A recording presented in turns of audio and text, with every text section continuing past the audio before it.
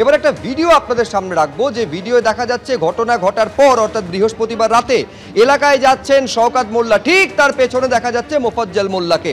শওকত মোল্লা যিনি ক্যানিং পূর্বের বিধায়ক, যিনি ভাঙড়ের পর্যবেক্ষক, ঘটনা ঘটার পর অর্থাৎ তৃণমূলের অঞ্চল সভাপতি রাজ্জাক খানের খুনের ঘটনার পর তিনি যখন এলাকায় যাচ্ছেন ঠিক তার পেছনে দেখা যাচ্ছে মোফাজ্জল মোল্লাকে।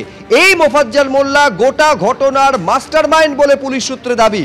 মোফাজ্জল মোল্লাকে গ্রেফতার করা হয়েছে এবং নিজেদের হেফাজতে পুলিশ পেয়েছে 7 দিনের জন্য।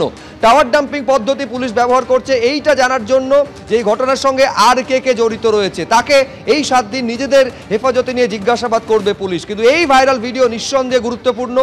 ঘটনার দিনের ভিডিও, ঠিক শওকত মোল্লার পেছনে দেখা যাচ্ছে মোফাজ্জল মোল্লাকে। ওকে খুন করেছে, বেশ কয়েকটা গুলি করেছে, গুলিতে ঝালটা করে দিয়েছে ওকে। এখনো পর্যন্ত আমি অতটা দেখিনি, আমি নিজেই মানে খুব বিভৎস অবস্থা, মানে খুব সাংঘাতিক অবস্থা, বলতে পারছি না।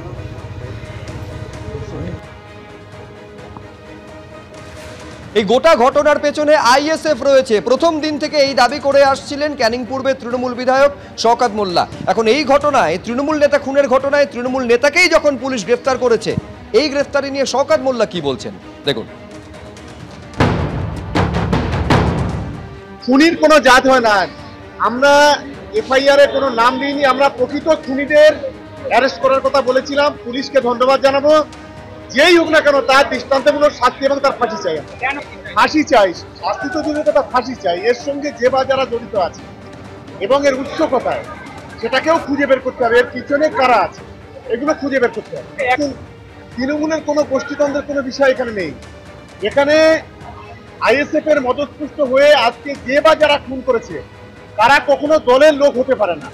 আর মোফাজ্জল আমাদের দলের কোনো পদাধিকারী নয়। লক্ষ লক্ষ মানুষ তৃণমূল, কোটি কোটি মানুষ তৃণমূল কংগ্রেসে আছে, তৃণমূল কংগ্রেসের ঘাড়ে দোষ চাপিয়ে আজও বলছি, আমি আজও বলছি এরা আইএসএফ এর মদতপুষ্ট হয়ে এই ঘটনা ঘটেছে।